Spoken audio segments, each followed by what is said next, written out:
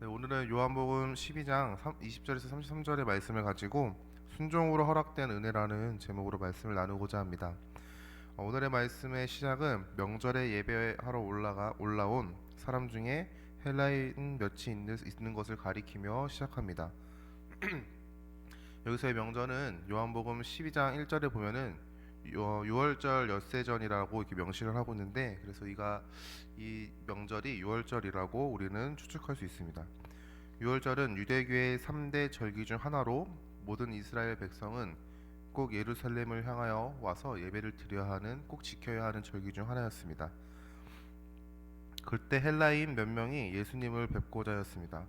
헬라인 몇은 베세다 사람 빌립에게 가서 예수님을 뵙고자 청하였고, 빌립은 안드레에게 가서 이 소식을 말하고 빌립과 안드레가 예수님께 여쭈러 갔었던 장면인 것이죠. 이에 오늘 예수님께서는 이렇게 말씀하십니다. 23절에 인자가 영광을 얻을 때가 왔도다. 그런데 다음 예수님의 말씀을 보면은 그것이 영광인지 의문이 드는 말씀들을 하십니다. 24절부터 27절의 말씀입니다. 여기서 하나님께서 우리에게 허락하시는 메시지가 있는데, 첫 번째로는 복음의 순종을 통해 열매를 맺는다는 것이죠. 예수님께서 한 알의 밀이 땅에 떨어져 죽지 않으면 한 알 그대로 있고 죽으면 많은 열매를 맺는다고 말씀하십니다. 더 나아가 자기 생명을 사랑하는 자는 잃어버릴 것이고, 이 세상에서 자기의 생명을 미워하는 자는 영생하도록 보전하리라, 이렇게 말씀하고 계신 것이죠. 여러분, 한 알의 밀 얼마나 작고 보잘것없어 보입니까? 우리가 우리가 만약에 식사 준비를 하다가 한 알의 밀이 그 이제 거실 바닥에 떨어진다고 한다면은 분명히 그것을 주워서 깨끗이 씻어서 그것을 우리가 요리하는 재료가에 넣지 않고 요즘은 그냥 버릴 것 같아요. 너무 흔한 재료이기도 하고 너무 작은 존재이기 때문에 그 하나의 밀 굳이 씻어가지고 우리가 먹는 양식에 또 넣어서 조리를 할까? 저는 이 생각을 좀 해봤습니다. 그러나 하나님께서는, 오늘 예수님께서는 그 하나의 밀이 땅에 떨어져서 썩어 죽으면은 많은 열매를 맺는다라고 말씀하십니다. 이렇듯 우리가 복음을 위해 살아갈 때 우리의 삶은 세상의 기준으로 볼 때는 보잘것이 없고, 그리고 하찮아 보일 수도 있습니다. 세상의 주목을 받지 못하는 것이죠. 그러나 하나님께서는 그 삶의 모습을 통해 많은 열매를 맺는다고 오늘 고백하고 있습니다. 그 열매가 당장은 우리 눈에 보이지 않을 수 있습니다. 하늘의 밀이 땅에 떨어져 죽었을 때 그 흔적조차도 우리는 보지 못하고, 그리고 그것들을 우리가 찾지 못하듯 우리가 복음을 위해 살아가는 그 과정 가운데 어떠한 열매조차 볼 수 없지만, 하나님께서는 우리의 삶을 통해 우리가 알지 못하는 때에 많은 열매를 거두신다고 말씀하시는 것이죠.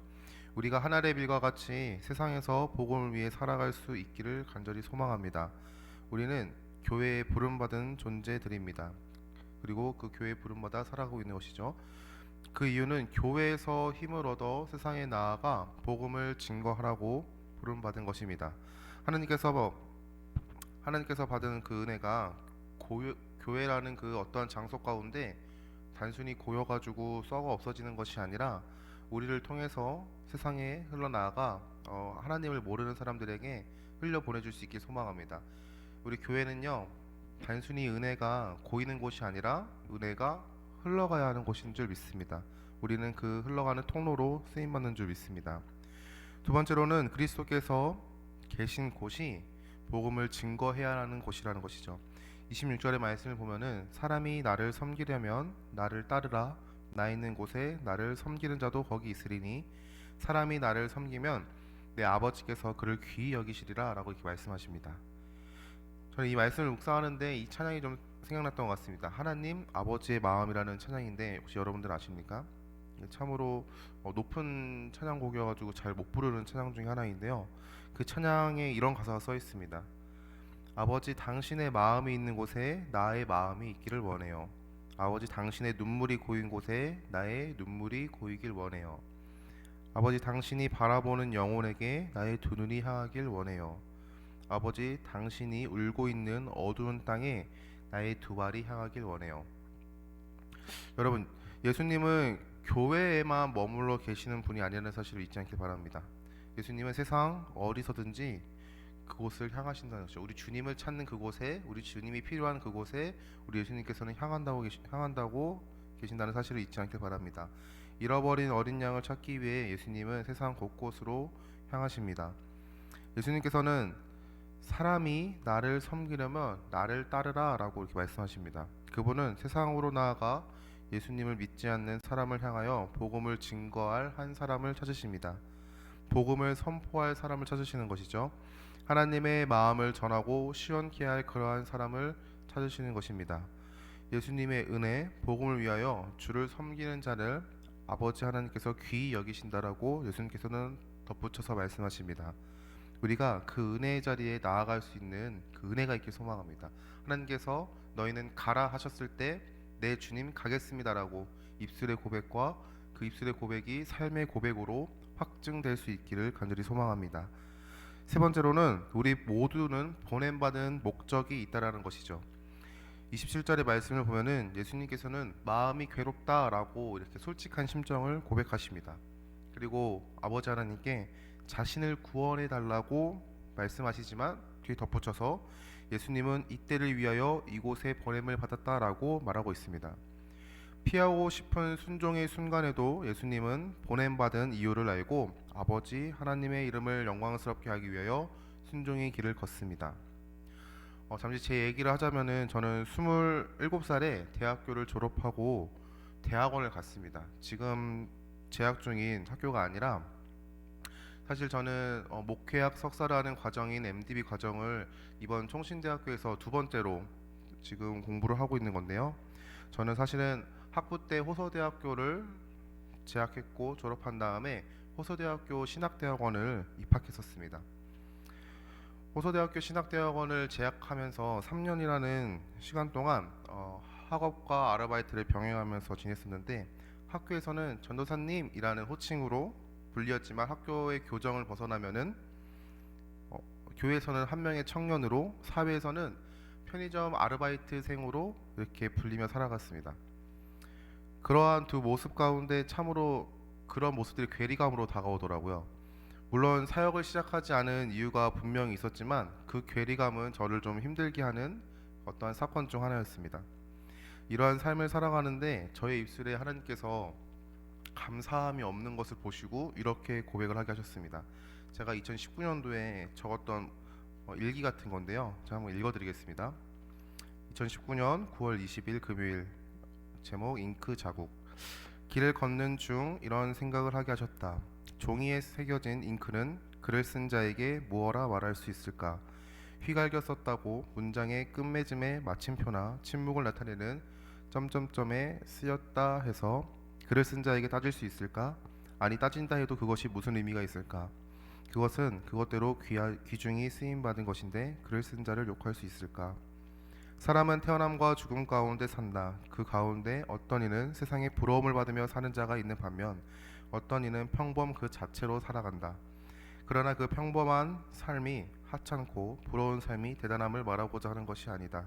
주인공의 명언을 새긴 잉크에 사람들이 시선이 많이 간다고 해서 그 잉크가 잘난 것인가?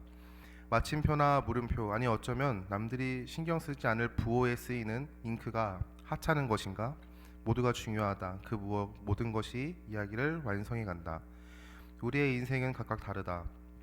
그 다른 인생이 모여 역사를 만든다. 어떤 문장은 부호가 없으면 주목받지 못하는 문장이 되기도 한다. 우리의 삶은 모두 소중하다. 그렇게 쓰임받기 위해 존재한다. 그러기에 원망하지 않으면 좋겠다. 비관하지 않으면 좋겠다. 죽고 싶다라는 말을 가볍게 하지 않으면 좋겠다. 길을 걸으면 많은 사람들을 본다. 그 사람들의 모습을 통해 모두가 존귀한 자임을 깨닫게 하신다. 그 존귀함을 스스로 버리지 않길 바란다. 종이에 새겨진 잉크는 글을 쓴 자에게 말이 없다. 그 이유는 모두 목적이 있기 때문이다. 그러기에 감사하자. 쓰였음에 감사하기도 부족하다. 하나님께서 우리에게 오늘을 허락하신 이유가 분명히 있는 줄 믿습니다. 그 이유가 우리가 세상에 복음을 증거하라고 허락하신 줄 믿습니다. 우리의 삶이 무의미해 보일 수 있습니다. 그러나 우리가 그 가운데서도 복음을 증거하라 보내신 사명을 잊지 않기를 소망합니다. 영혼을 구원하시는 예수님에게 인도하는 그 사명을 우리가 모두 간직하고 있다는 사실을 잊지 않길 바랍니다. 여러분, 그 사명은 목회자만이 감당하는 것이 아닌 줄 믿습니다. 성도라고 부름받은 모든 존재가 그 사명을 감당해야 되는 줄을 믿습니다. 예수님께서 하나님의 말씀에 죽기까지 순종하심으로 세상의 임금 사탄이 쫓겨났습니다. 예수님께서 십자가에 달리신 그 사건은 인간적인 눈에는 실패로 보였지만 영적인 눈으로 보자면 그것은 온 인류를 구원하시는 유일한 구원의 통로이며 구원의 승리였던 것이죠. 우리에게 허락하시는 은혜의 사건인 것이죠.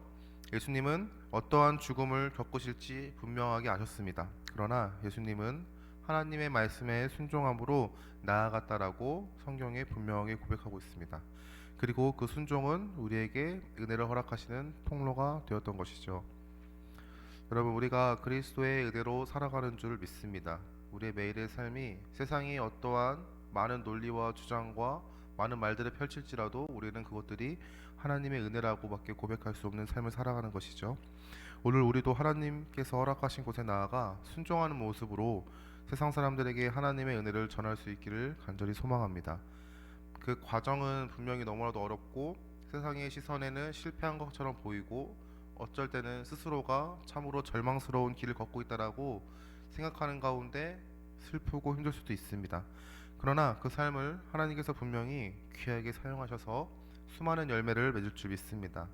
우리가 하나님께서 허락하신 삶의 이유, 목적에 합당한 자가 되기를 간절히 소망하며 결단하며 오늘을 살아가는 더시티 사랑의 교회 성도님들 되기를 간절히 소망합니다.